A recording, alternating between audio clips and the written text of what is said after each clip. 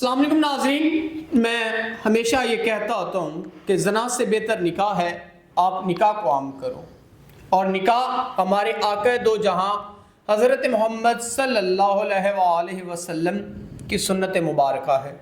ہمیں نکاح کو عام کرنا چاہیے۔ ہمارے پاس ہمارے دفتر میں ایسی معاشرے کی بیٹیاں آتی ہیں جن کے مسئلے مسائل اور اپنے وقت و حالات سے وہ بہت مجبور ہوتی ہیں۔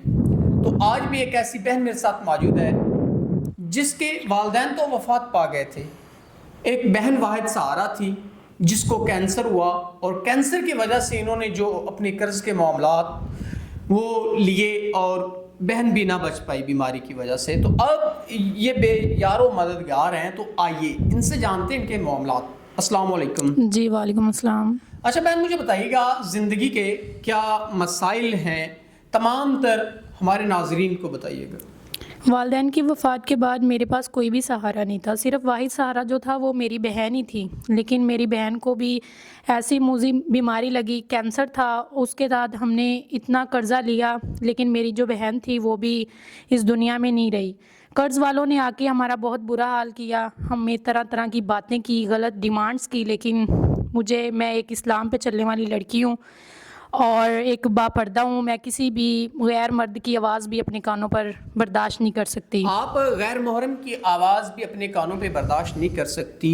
آپ ہماری بہن ہیں، ہمارے اس ملک و قوم کی بیٹی ہیں، بہن ہیں آپ ہماری، تو آپ اپنے مسائل کی وجہ سے اتنا پریشان ہیں۔ آپ نے ہمیں آف کیمرہ بتایا کہ آپ پہ 5 لاکھ روپے کا قرض ہے، تو آپ ہمارے ناظرین کو بھی بتائیں کہ یہ جو قرض آپ نے لیا تھا وہ آپ کی بہن بھی نہ بچ سکی، تو اب کیسے معاملات ہیں آپ کے؟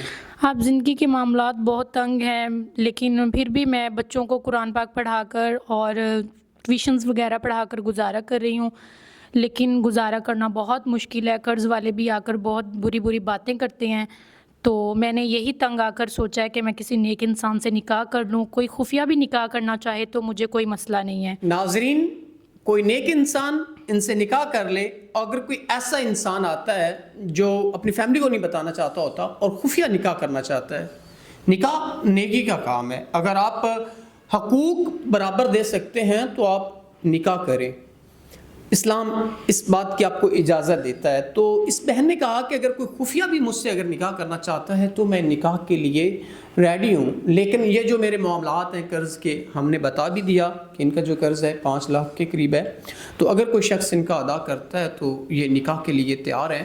تو بہن، کوئی ایسا انسان، اکثر بڑی عمر کے شخص آ جاتے ہیں، وہ پہلے بھی شادی شدہ ہوتے ہیں، 1 یا 2 یا 3 شادیاں ان کی ہوتی ہیں، تو ان کی شادیوں سے یا ان کی عمر سے آپ کو مسئلہ تو نہیں ہوگا؟ جی نو، مجھے نہ ہی ان کی شادیوں سے مطلب ہے اور نہ ہی مجھے اس کی عمر سے کوئی مسئلہ ہے۔ میں یہی چاہتی ہوں کہ میں تحفظ چاہتی ہوں، کوئی بھی کسی شخص کے ساتھ میں غلط نہیں کرنا چاہتی، تاکہ میں نکاح کر لوں اور غلط کرنے سے بھی بچ جاؤں۔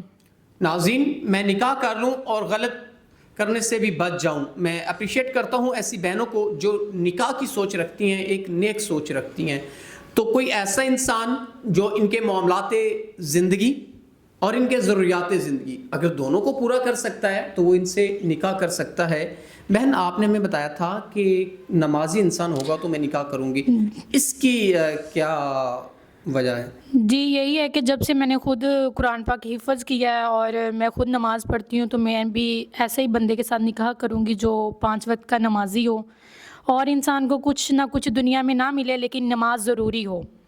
ناظرین، کوئی ایسا انسان جو 5 وقت کا نمازی ہوگا، ان کی شادیوں سے کوئی مسئلہ نہیں ہے، ان کی عمر سے بھی کوئی مسئلہ نہیں ہے، لیکن ایسا انسان ہو جو 5 وقت کا نمازی ہو تو یہ بہن اس سے نکاح کریں گی، یہ ان کی شرط ہے۔